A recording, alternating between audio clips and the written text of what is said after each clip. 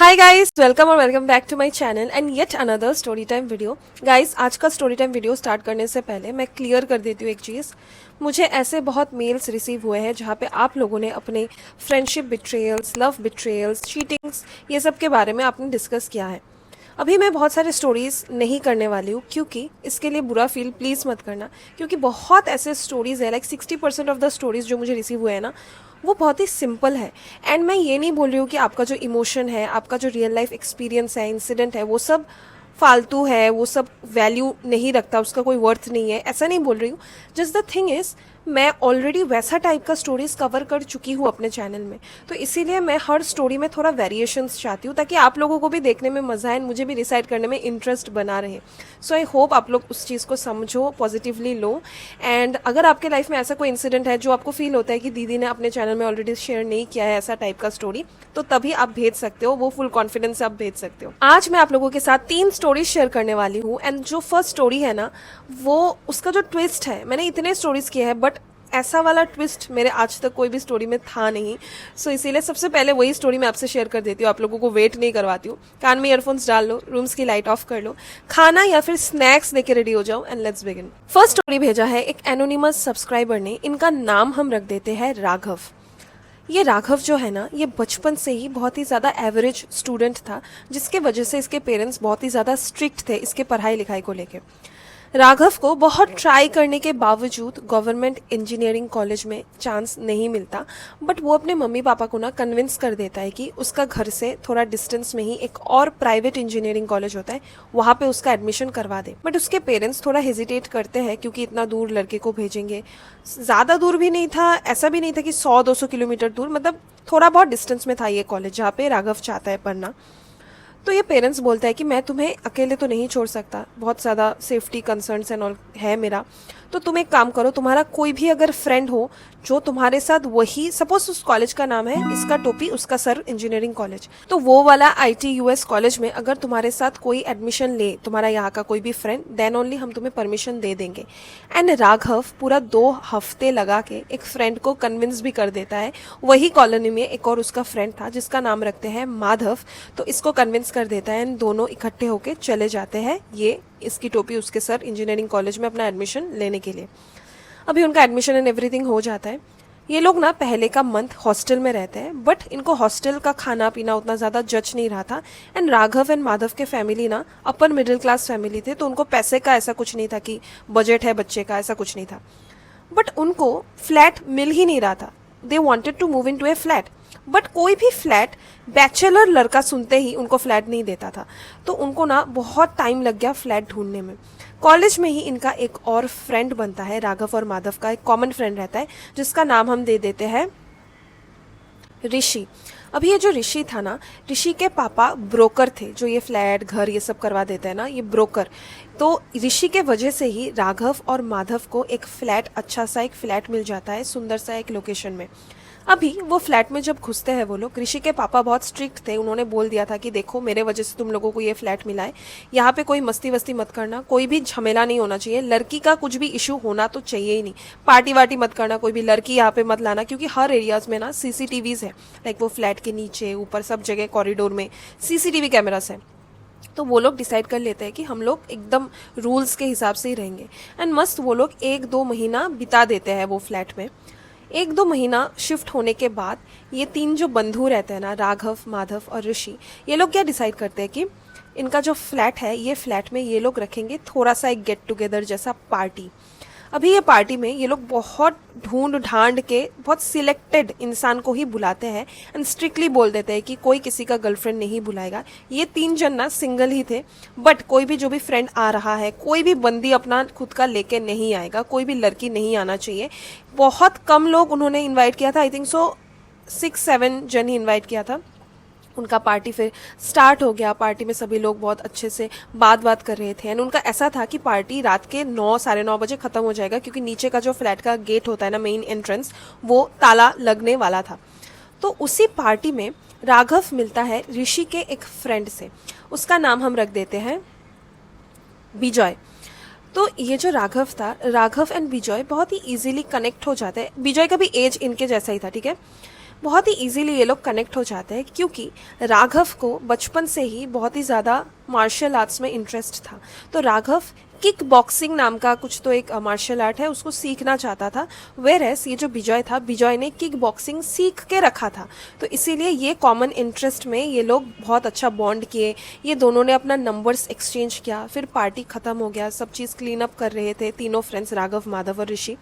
तभी बातों बातों में ये राघव ऋषि से बोलता है कि तेरा तो ऐसा फ्रेंड है, तूने क्यों नहीं बोला वो अकेले फ्लैट में रहता है। क्योंकि ये राघव एंड विजय के कन्वर्सेशन में गाइस, विजय ने बोल दिया था राघव को कि मैं सो एंड सो एरिया में रहता हूँ, मैं अकेला ही रहता हूँ, मैं अच्छे से, मुझे किसी के साथ रहना वहना वो सब जचता नहीं है। तो कॉन्वर्सेशन के थ्रू ही राघव को पता चल गया था कि विजय अकेले फ्लैट में रहता है एंड उसका जो फ्लैट है ना वो उतना ज़्यादा स्ट्रिक्ट वाला फ्लैट नहीं है।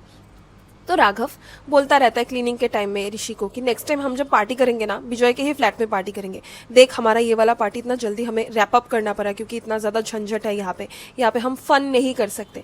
तो ऋषि ना इस चीज़ को उतना ज़्यादा इंटरेस्ट से रिप्लाई नहीं देता।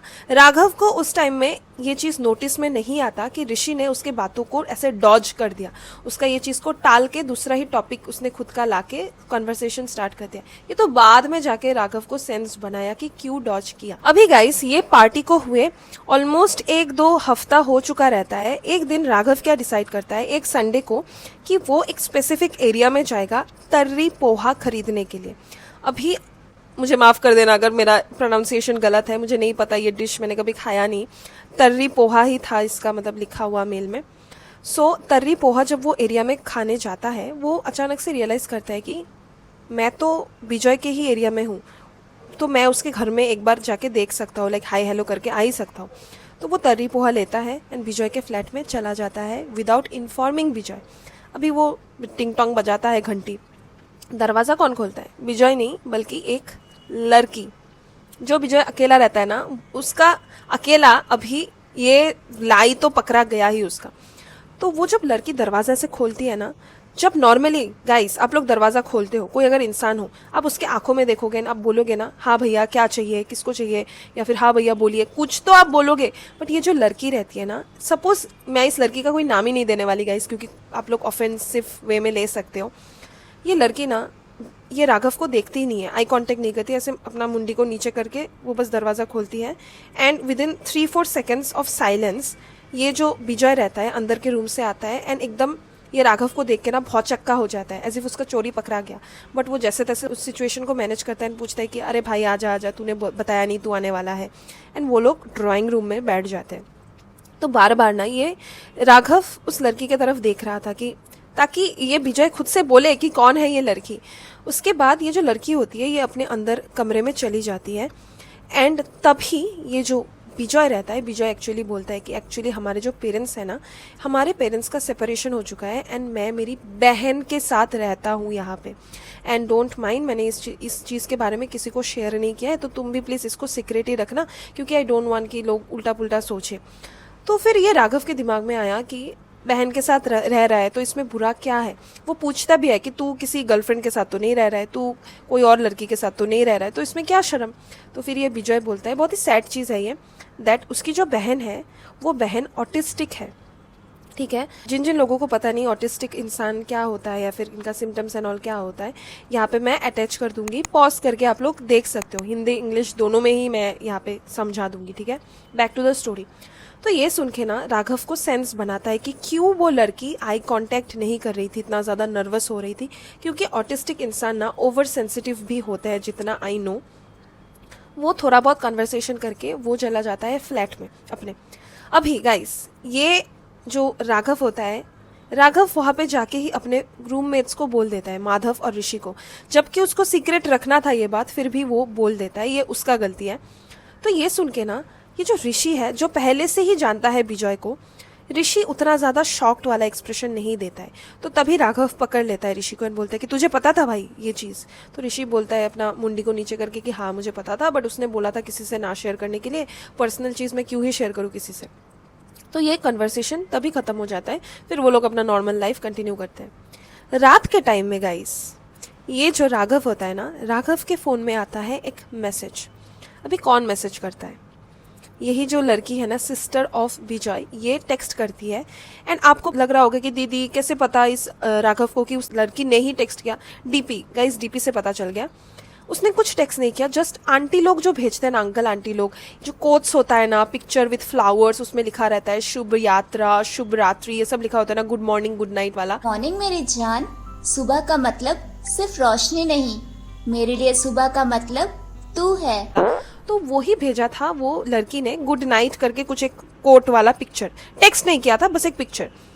तो उसका रेस्पॉन्स उसने बस एक थम्स अप देके, एंड स्लीपिंग वाला इमोजी होता है ना, वो वाला थम्स अप एंड एक स्लीपिंग इमोजी देके उसको थमा दिया।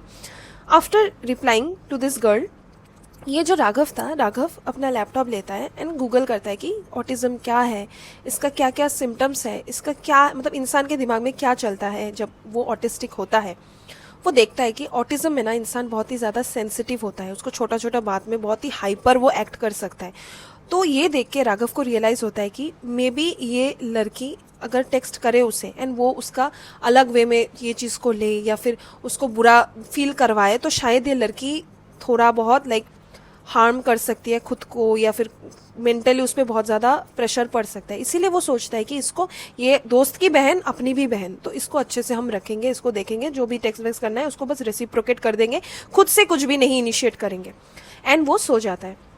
नेक्स्ट मॉर्निंग उसने जब अपना फ़ोन खोला ना, उसने देखा कि यही लड़की ने फिर से उसको गुड मॉर्निंग वाला पिक्चर भेज दिया है। तो ऐसा ना, good morning good night, good morning good night, ऐसा चलता है फॉर 2 वीक्स। कुछ कन्वर्सेशन नहीं गाइस, जस्ट गुड मॉर्निंग और गुड नाइट। कट टू, ये 3 जो बंधु लोग होते हैं ना, राघव, माधव और ऋषि, ये लोग डिसाइड करते हैं कि एवेंजर्स का उस टाइम में एक नया मूवी आया था, तो वो लोग डिसाइड करते हैं कि ये एवेंजर्स वाला मूवी हम विजय के फ्लैट में जाके शाम के टाइम में बियर वियर पीते पीते देखेंगे एक साथ, क्योंकि विजय का जो फ्लैट था उसका टीवी भी बहुत बड़ा था। तो एज डिसाइडेड वो लोग वहाँ पे पहुँच जाते हैं, फिर बियर वियर पी पी के मस्त अपना मूवी देख रहे होते हैं। तो तभी राघव नोटिस करता है कि उसकी जो बहन है वो कहीं पर दिख नहीं रही, शायद वो अपने बेडरूम में ही होगी, क्योंकि भाई के बंधु लोग आए हुए हैं। तो वो क्या करता है, without thinking much about the sister, वो किचन में जाता है, क्योंकि उसको किचन से कुछ तो लेना, खाने के लिए कुछ लेना था। तो वो जब किचन से लौट रहा था ना, उनका ना फ्लैट का ऐसा था कि लंबा सा कॉरिडोर, 2 बेडरूम्स, इस साइड किचन, आपको किचन में जाने के लिए आपको बेडरूम से होके जाना पड़ेगा। तो वो क्या नोटिस करता है कि बेडरूम का दरवाज़ा थोड़ा खुला हुआ है, तो अनकॉन्शियसली उसका आँख चला जाता है वहाँ पे, एंड वो थोड़ा खोल के ऐसे देखता है, सोचता है कि वो सिस्टर को हाई करेगा, हेलो करेगा। तो वो क्या देखता है कि उसकी जो उस विजय का जो बहन है ना, she is touching her self. Touching मतलब बहुत ज़्यादा बुरे वे में मत लेना guys, just she is touching her self and eye contact पूरा भी मेंटेन कर रही है विथ ये राघव। एंड राघव ना एकदम शॉक हो जाता है, एंड वो क्या सोचता है कि वो ऐसे प्रिटेंड करेगा कि वो नशे में है, इवन तो बियर में उतना नशा उसको नहीं फील हो रहा था, फिर भी वो नशे में है एंड उसने देखा ही नहीं ये सब चीज़। वो चुपचाप मूवी पूरा कंप्लीट करता है, फिर चला जाता है अपने फ्रेंड्स के साथ फ्लैट में, एंड वो सो जाता है। एंड सुबह उठ के वो अपना फ़ोन जब चेक करता है, वो देखता है प्रॉपर टेक्स्ट फ्रॉम हुम, फ्रॉम दिस गर्ल। एंड उसको लगा था कि शायद ये लड़की प्रॉपरली टेक्स्ट फुल सेंटेंस में नहीं कर सकती, सिर्फ फोटो से ही कन्वर्सेशन करती है, बट ये सब उसका भ्रम जो रहता है ना, टूट जाता है। वो देखता है वो लड़की ने क्या टेक्स्ट किया है, मेरा माथा घूम गया था ये वाले लाइन से। उसने टेक्स्ट किया था लिटरली कि तुमने जो देखा वो तुम्हें अच्छा लगा, क्वेश्चन मार्क। मतलब वो लड़की को पता था कि what she is doing, and उसको कोई व्यू करने आया था राघव, मतलब उसके दिमाग में ये इन ए डर्टी वे उसने, मतलब उसके दिमाग में ये चीज़ प्रॉपरली क्लियर था। तो राघव ना ये पढ़ के बहुत डर जाता है, एंड वो टाइप करने ही वाला होता है, तभी वापस ऑपोजिट साइड से वो लड़की से आता है 1 व्यू इमेज, जो रहता है ना 1 व्यू या फिर 1 क्लिक, सिर्फ एक बार ही आप व्यू कर सकते हो, मैं भूल गई उसको क्या बोलते हैं, एक बार ही आप क्लिक कर सकते हो ना, आप स्क्रीनशॉट नहीं ले सकते उस चीज़ का। तो वैसा ही उसको एक फ़ोटो रिसीव हुआ, एंड वो फ़ोटो क्या था, गेस करो, थोड़ा 2-3 सेकेंड्स देती हूँ, गेस कर लो। वो फ़ोटो था, ये जो बहन है, बहन का बड़ा भाई विजय, विजय का प्राइवेट पार्ट का फ़ोटो। एंड जब मैंने ये पढ़ा, मेरे दिमाग में 1000 क्वेश्चंस थे कि इस लड़की के पास ये फ़ोटो कहाँ से आया, विजय सो रहा था इसने तब खींचा, या फिर मतलब मुझे डिटेल नहीं पता ना किस वे से फ़ोटो खींचा गया था, उतना डिटेल में नहीं था। सो ये देख के राघव चिल्ला उठता है, अपने बंधु लोगों को बुलाता है एंड बोलता है ऐसे ऐसे, एंड बहुत जल्दी ना वो इमेज खत्म हो जाता है, like you can't click it या फिर उसको पॉज करके नहीं रख सकते आप। तो उसका फ्रेंड जब आता है, ये सुनता है, वो लोग बिलीव ही नहीं करते। वो टेक्स्ट दिखाता है एंड पिछला रात का सिचुएशन समझाता है, फिर उसके फ्रेंड्स थोड़ा उसको बिलीव करते हैं एंड वो लोग क्या समझाते हैं उसको कि देख तू एकदम उनके घर जाना बंद कर दे, तू कांटेक्ट मत रख क्योंकि लड़की का मामला है। व्हाट इफ सच्ची में उसको दिल में कुछ लग जाए, पता नहीं उसका थॉट में क्या चल रहा है, दिल में कुछ लग जाए एंड तुझ पे वो चीज़ घूम फिर के आए, या फिर व्हाट इफ उसका दिमाग एकदम सटक जाए, वो ये कुछ भी उल्टा पुल्टा बोलना उसने स्टार्ट कर दे, तू तो लड़का है, तू फंस जाएगा इस चीज़ में। तो राघव ना बहुत ही ज़्यादा डर चुका रहता है कि मेरे मम्मी पापा ने बहुत कन्विंस करने के बाद मुझे भेजा है, ऊपर से ये अगर मसला मैं कर दूँ, वो लोग तो मुझे यहाँ से उठा के लेके जाएंगे एंड घर में ही बंद करके रख देंगे। तो वो एकदम कॉन्टैक्ट बंद कर देता है विथ विजय, एंड विजय की बहन भी ऑब्वियसली ब्लॉक कर देता है।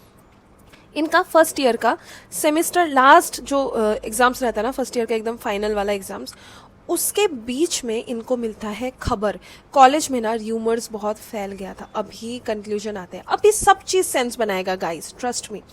तो उनका कॉलेज में ना बहुत र्यूमर्स फैल गया था एंड ऋषि थोड़ा ट्राई करता है जानने के लिए, क्योंकि ऋषि एकलौता ऐसा फ्रेंड था जो बहुत ही ज़्यादा कनेक्टेड था विद विजय। ऋषि अभी सब चीज़ राघव और माधव को शेयर करता है कि गाइस, जो विजय है, विजय हो चुका है अरेस्ट। अभी क्यों अरेस्ट हुआ है? बेसिकली वो जो बहन है, इसकी बहन, ऑटिस्टिक बहन, उसके मम्मी पापा ने विजय पे केस कर दिया है। अभी क्यों केस किया? क्योंकि वो लड़की के मम्मी पापा तो विजय के भी मम्मी पापा हुए, क्योंकि वो लोग तो भाई बहन है। गाइस, ये विजय का जो होंग है ना, ऑटिस्टिक बहन, ये उसकी बहन नहीं है, ये उसका वाइफ है। इसने एक 17 साल की लड़की को भगा के शादी कर लिया है एंड उन लोगों को घर तो नहीं मिलता, वो लोग अच्छे से रह नहीं सकेंगे, लिव इन नहीं कर पाएंगे। तो इसने अपना मास्टर प्लान निकाला कि हम जब घर लेने जाएंगे मैं बोल दूंगा कि ये मेरी बहन है, एंड ताकि और ज़्यादा सस्पिशियस ना लगे, क्योंकि एक लैंड लेडी या फिर लैंड लॉर्ड क्या बोलेगा, क्या पूछेगा कि आपकी बहन क्यों रहेगी आपके साथ, उसके मम्मी पापा नहीं है उसके साथ रहने के लिए, वो पढ़ाई क्यों नहीं करती, वो घर से क्यों नहीं निकलती, बहुत सारे क्वेश्चंस निकलेंगे। तो उसने इतना दिमाग लगाया कि उसने अपनी वाइफ को बहन बोल के, इतने में ही वो नहीं थमा, वो इनफैक्ट ये भी बोल दिया कि शी इज़ ऑटिस्टिक, ताकि कोई इंसान उसके साथ कन्वर्सेशन करने आए ही ना। वेरएस वो बंदी तो उसकी वाइफ ही थी एंड सिंस वो अंडर एज थी, भागी हुई थी, तो उसके पेरेंट्स ने विजय पे केस कर दिया एंड विजय जेल पे चला गया। अभी गाइस, अब सोच सकते हो कि ओके दीदी, दैट मीन्स वो ऑटिस्टिक नहीं थी एंड वो सच्ची में थोड़ी सी वैसी टाइप की थी कि उसको मतलब वो दिखाना था, मतलब रिझाना था ये राघव को। एंड अभी वो जो प्राइवेट पिक्चर है वो भी सेंस बनाएगा आपको, क्योंकि ऑब्वियसली वो उसकी वाइफ है तो उसको पता ही रहता है, she can click that picture कभी भी, जब विजय सो रहा हो या फिर विजय नहीं दिया उसको, गॉड नोस, मुझे पता नहीं। सो ये सुन के ना राघव पूरा शॉक हो जाता है कि कोई इंसान इतना बड़ा झूठ कैसे बोल सकता है। एंड उसने जो सोचा था ना, उसका एक इमेज था कि विजय इतना अच्छा, इतना डिसिप्लिन है, वो पूरा एकदम फुस करके डाउन द गटर हो जाता है। मैंने ये स्टोरी जब सुना, मुझे ऐसा फील हुआ कि दिस इज़ सो डिसरेस्पेक्टफुल। जिन जिन लोगों का सच्ची में ऑटिज़म है, डाउन सिंड्रोम है, वो लोग कितना कष्ट से जीवन को जीते हैं, फिर भी लाइफ में कुछ अचीव करने का ट्राई करते हैं, एंड यहाँ पे इंसान ये चीज़ को, इस घिनौना झूठ को छिपाने के लिए कर रहे हैं as a cover up. So guys, this was the first story. Comments में ज़रूर बोलना कि आप लोग प्लॉट ट्विस्ट को गेस कर पाए कि नहीं, एकदम सच बोलना, ऐसा नहीं कि पूरा स्टोरी सुनने के बाद बोल रहे हो कि हाँ दीदी गेस कर पाए, सच सच बोलना।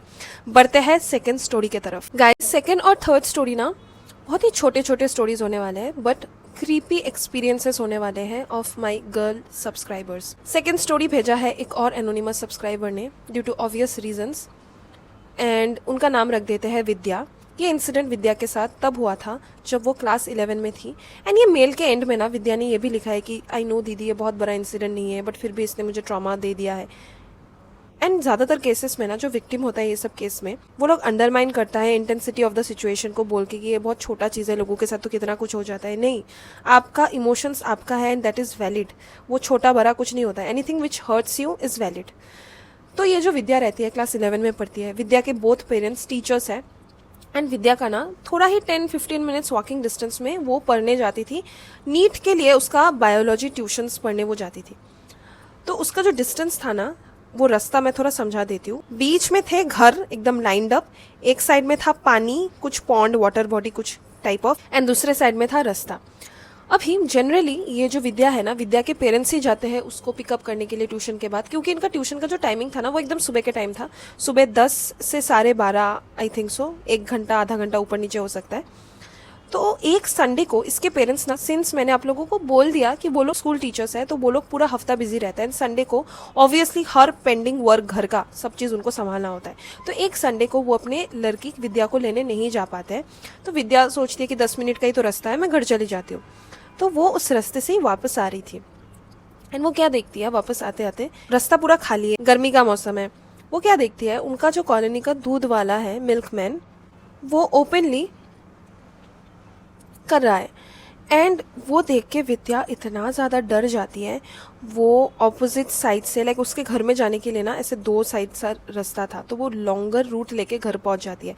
वो किसी से शेयर नहीं करती है, बट उसके बाद से ना वो लंबा वाला रूट से ही जाती है, लंबा वाला रूट से ही आती है, और उसके पेरेंट्स से उसको पिकअप ड्रॉप करने के लिए जाते हैं। एंड ये चीज़ बहुत ही ज़्यादा सैड है। ज़्यादातर केसेस में ना लड़कियों के साथ या फिर लड़कों के साथ जो भी ये सब होता है ना, उसमें विक्टिम खुद को चेंज कर लेता है रेदर देन ऑपोजिट वाला इंसान। सो गाइस, सेकंड स्टोरी ना ऐसा ही बहुत ही छोटा था। थर्ड स्टोरी पे बढ़ते हैं। थर्ड स्टोरी ने मुझे इतना ज़्यादा शॉक कर दिया है। Let's begin. थर्ड स्टोरी भी भेजा है एक एनोनिमस सब्सक्राइबर ने। इनका नाम हम रख देते हैं पीहू। ये इंसिडेंट पीहू के साथ तब हुआ था जब पीहू सिर्फ प्राइमरी क्लास में पढ़ती थी, ठीक है। पीहू एंड पीहू के जो क्लासमेट्स थे ना, सभी बच्चे ही थे, तो उनका कुछ सीटिंग अरेंजमेंट ऐसा कुछ नहीं था, लड़का लड़की एक साथ बैठ सकते थे क्योंकि बच्चे थे। एक पीरियड में ना, लास्ट पीरियड, ये उनकी ही स्कूल की इंग्लिश मैम आती है उनका क्लास लेने के लिए। वो लोग देखते कि बच्चे लोग बहुत झमेला कर रहे हैं, वो लोग बहुत चिल्लम चिल्ली कर रहे हैं, तो वो आके पीहू को बोलता है कि जाओ जाके उसके साथ बैठ जाओ, एक लड़के के साथ। उस लड़के का हम नाम रख देते हैं सुनियो। अभी आई नो बहुत जन बोलते हैं कि दीदी आप ये सब क्या नाम रखते हो। गाइस, जब नाम रखती हूँ ना, प्लीज़ समझो, मैं नहीं चाहती कि कोई भी इंसान उसको देख के ऑफेंड फील करे अगर उसका नाम मैंने ये सब चीज़ों में यूज़ कर लिया। तो इसीलिए ये सब कैरेक्टर्स को मैं कार्टून कैरेक्टर्स के ही नाम देने वाली हूँ। तो ये जो सुनियो था ना, सुनियो भी बच्चा ही था, तो वो लोग एक साथ बैठते हैं। इनिशियली वो लोग कार्टून का बातें करना स्टार्ट कर देते हैं। बच्चे लोग जिस चीज़ में कन्वर्सेशन करते हैं ना, वो सभी बात चल रहा होता है। पीहू ने पहना हुआ था स्कर्ट, ऑब्वियसली लड़की है। तो ये जो सुनियो रहता है ना, बात बात में उसका लैप को टच करना स्टार्ट कर देता है। एंड पीहू को उस टाइम में कुछ इस चीज़ का बुरा फील नहीं हुआ था, क्योंकि primary class guys, primary class, आप एक, अगर आपको पता नहीं कि कौन सा क्लास, आप प्राइमरी क्लास कौन सा होता है आप गूगल में जाके चेक कर सकते हो। मैं स्पेसिफिक क्लास नहीं मेंशन करने वाली हूँ क्योंकि बहुत ही ज़्यादा डिस्टर्बिंग हो जाएगा फिर। तो अचानक से पीहू नोटिस करती है कि ये जो सुनियो है, सुनियो का हाथ ऊंचा जा रहा है। अभी लैप में था, अभी धीरे धीरे उसके क्रॉच के एरिया में जा रहा है एंड अभी प्राइवेट पार्ट के एरिया में टच करने वाला ही होता है। तो तभी पीहू एकदम ट्रिगर्ड हो जाती है, खड़ी हो जाती है, मैम को बोलती है मैम मुझे अच्छा नहीं लग रहा है, फीलिंग सिक। तो उसकी मैम बोलती है कि जाओ तुम सिक रूम में जाओ। तो वो चली जाती है सिक रूम में। ये चीज़ वो किसी से शेयर नहीं करती है। एंड गाइस, इसके बाद से वो सुनियो को कभी भी घूम के भी ऐसे कन्वर्सेशन नहीं करती है। उसको बहुत अजीब फील हो जाता है। एज ए चाइल्ड उसको पता रहता है कि दिस इज़ नॉट राइट, उसको अच्छा नहीं लग रहा है, अनकंफर्टेबल फील हो रहा है। अभी जब पीहू बड़ी हो चुकी है ना, उसको ये चीज़ सेंस नहीं बनाता, ये मैं क्लियर कर देती हूँ ये चीज़, उसको ये चीज़ सेंस नहीं बनाता कि इतना छोटा बच्चा को ये सब चीज़ों के बारे में पता कैसे चला। मतलब इतना छोटा एज में आपको प्राइवेट पार्ट्स ये सब टच करके जो अच्छा वाला फील होता है ना, ये सब कैसे पता चला, मतलब ये वाला इमोशन उसके दिल में आया कैसे। मैं क्लियर कर देती हूँ Pihu, if you are watching this, बच्चे लोग ना इमिटेट बहुत करते हैं अपने पेरेंट्स को या फिर जिसको वो देख रहे हैं। चाइल्ड साइकोलॉजी में भी ये चीज़ है कि कोई भी बच्चा पेट से क्रिमिनल या फिर पेट से शैतान पैदा नहीं होता है। इट इज़ हिज और हर एनवायरनमेंट जो उसको चेंज कर देता है। तो आई एम श्योर वो सुनियो ने अपने घर में या फिर किसी को ये सब चीज़ें करते हुए या फिर ये सब बिहेवियर उसने देखा है अपने घर में, इसीलिए वो बस बच्चा है, उसको पता नहीं कि that is a very big thing, that is a sin, किसी को इनअप्रोप्रिएटली टच करना विदाउट उसका कंसेंट। तो उसने वो जो देखा है ना, उसको लगा वाओ फन है, क्योंकि बच्चे लोग क्या होते हैं, वो एडल्ट्स को जो भी करते देखते हैं ना, उनको लगता है वाओ दैट इज़ बहुत कूल। तो उसने वही किया जो उसने घर में देखा। सो उसका जो एनवायरनमेंट है वही अगर गंदा हो, अगर पेरेंट्स ही उसको मतलब ये सब कर रहे हैं, इसका मैं एक बेनिफिट ऑफ डाउट दे सकती हूँ कि शायद उसके घर में कोई एडल्ट सॉन्ग्स देख रहा था जिसमें ये सब उसने देखा एंड उसको लगा कि कूल है, तो अनकॉन्शियसली वो उस चीज़ को इमिटेट ही कर रहा था। गाइस, आप लोग भी अपना ओपिनियन नीचे कमेंट कर सकते हो। I am open to criticism. आपका भी पर्सपेक्टिव अलग हो सकता है मेरे से, बट मेरा तो ये पर्सपेक्टिव था क्योंकि आई ट्रूली बिलीव कोई भी बच्चा खुद से ये सब चीज़ नहीं करता, वो सीखता है, उसको सिखाया जाता है, वो देख देख के ही सीखता है।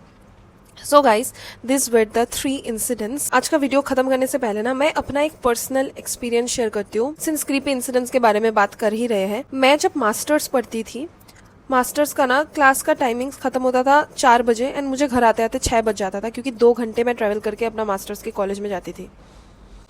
तो मैं ऐसे ही एक शाम को वापस लौट रही थी एंड मोस्टली मैं ऑटो में तब वापस लौटती हूँ, क्योंकि रात के टाइम में मुझे उबर, बाइक, रैपिडो ये सब करना अच्छा नहीं लगता। तो मैं वापस जब लौट रही थी ना, मैं सामने बैठी हुई थी एंड पीछे 3 जन बैठ सकते हैं, 3 जन ही लड़के थे एंड वो लोगों में इतना भी डिसेंसी नहीं कि एक लड़की सामने बैठी हुई है तुम आगे जाके बैठ जाओ, वॉटेवर उनका खुद का रीजंस होगा। मैं जब सामने बैठी हुई थी ना, वो जो ऑटो ड्राइवर थे, वो ऑटो ड्राइवर बहुत ही एज के थे, तो वो दिखने में ना बहुत ही प्यारे, भोले भाले, इनोसेंट वाला उनका शक्ल था। तो एक ऑटो इंसान ऐसे ऐसे ऐसे से चलाता है, तो मैं उसके कोनी के पीछे बैठी हुई हूँ, ठीक है। तो उनका जो ये एल्बो था ना, वो एल्बो से वो मेरे चेस्ट के अराउंड बार बार ऐसे पोक कर रहे थे एंड मैं ना बार बार अपने बैग को सामने, मैं हमेशा बैग को सामने लेके ही बैठती हूँ, खड़ी होती हूँ पब्लिक ट्रांसपोर्ट में, पब्लिक स्पेसेस में मैं बैग को सामने कर रही थी। बट ऑटो जर्किंग होने की वजह से ना, मैं एक साइड से तो पकड़ी हुई हूँ ऑटो को, बैग बार बार स्लिप हो रहा था नीचे, तो वो इंसान ना बार बार अपने कोनी से मेरे यहाँ वाले एरिया में वो ऐसे ऐसे ऐसे ऐसे कर रहे थे। मुझे इतना इरिटेटिंग फील हुआ कि मैंने ऐसे वाला स्टेयर दिया और उनको बोला कि अच्छे से बैठो, कि दादा दादा ठीक करे बोशुन। फिर भी आफ्टर 2-3 मिनट्स वो ऐसा कर रहे थे। अभी रास्ते से हम लोग जा रहे थे ना, वो थोड़ा बहुत सुनसान रास्ता था, तो मेरे दिमाग में आया कि मैं सहने वालों में से नहीं हूँ, ठीक है। तो मेरे दिमाग में आया कि मैं इनको एक बार बोल ही देती हूँ चिल्ला के कि ठीक करे बसते बच्चन ना, कि अच्छे से बैठ नहीं पा रहे हो क्या। बट मुझे फील हुआ कि मेरे पीछे भी 3 इंसान हैं, उसमें से एक भी औरत या फिर गर्ल नहीं है। तो I felt like what if यहाँ पे मैं एक सीन क्रिएट कर दूँ एंड उसके बाद मेरे साथ ही कुछ हो जाए। तो मैं वहाँ पे चुप रही एंड द मोमेंट मेरा स्टॉप आ गया, सभी लोगों का एक स्टॉप है, मतलब सभी लोग एक साथ ही उतरते हैं एक स्पॉट में। वहाँ पे उतर के मैंने बोला कि आपनी जेटा करछिलेन ना, परेर बार करबेन आमी हाथ भेंगे देबो, मतलब आप जो ये कर रहे थे ना, नेक्स्ट टाइम ट्राई करना, मैं आपका हाथ तोड़ दूंगी। एंड मुझे पता था कि अभी ये इंसान मेरे साथ कुछ नहीं कर सकता, मैं एक पब्लिक स्पेस में हूँ, यहाँ पे दुकान वुकान है, मेरे घर का ही आसपास का इंसान लोग हैं, तो मुझे तब हिम्मत आया। तो वो जो इंसिडेंट है ना, उसके बाद से इवन दो मैं सहने वालों में से नहीं हूँ गाइस, तो वो इंसिडेंट के बाद से ना मैंने ऑटो लेना बंद कर दिया। मैं अभी पास के ही कॉलेज में पढ़ती हूँ, मैं ऑटो से नहीं जाती कभी भी, मैं रैपिडो, फिर उबर, ये सब बाइक से जाती हूँ। इसमें खर्चा भी मेरा होता है, बट फिर भी वो जो चीज़ है ना, ये सब इंसिडेंट्स आपके दिमाग में बहुत ही बड़ा एक इम्पैक्ट डाल देता है। मैं अभी ऑटो में बैठती ही नहीं, मेरी मम्मी के साथ अगर मुझे कहीं पे जाना है मैं जाऊंगी, बट पीछे बैठूंगी, मैं सामने तो बैठती, मैं ऑटो में ही नहीं बैठती, मैं बस में भी नहीं जाती, मैं कार, बाइक में हर जगह मैं एक्स्ट्रा पैसे देके चले जाऊंगी, मुझे उसका कुछ प्रॉब्लम नहीं है, बट मैं ऑटो में नहीं जाऊंगी कभी भी। एंड सबसे ज़्यादा बुरा मुझे इस चीज़ के लिए लगा कि उनका जो फेस था ना, वो बहुत ही प्यारा था, इनोसेंट बूढ़े इंसान थे, लाइक वाइट हेयर था उनका, ठीक है। एंड मैं उनको बेनिफिट ऑफ डाउट दे ही नहीं सकती कि उनका गलती से हो गया था, क्योंकि नहीं, मैं थी उस पोजीशन में, मुझे पता था कि एक इंसान को ऑटो चलाने में इतना इतना वो हिलेगा, वो ऐसे ऐसे ऐसे ऐसे तो नहीं हिलेगा as if he was feeling me. So guys, this was my incident. I hope आप लोगों को आज का वीडियो अच्छा लगा, स्टोरीज अच्छे लगे। लास्ट के 2 स्टोरी से आई होप कोई भी रिलेट ना कर पाए। मिलते हैं नेक्स्ट स्टोरी टाइम वीडियो में, तब तक stay safe, stay healthy and always always remember, life में थोड़ा डरना एंड सतर्क रहना जरूरी है। बाय।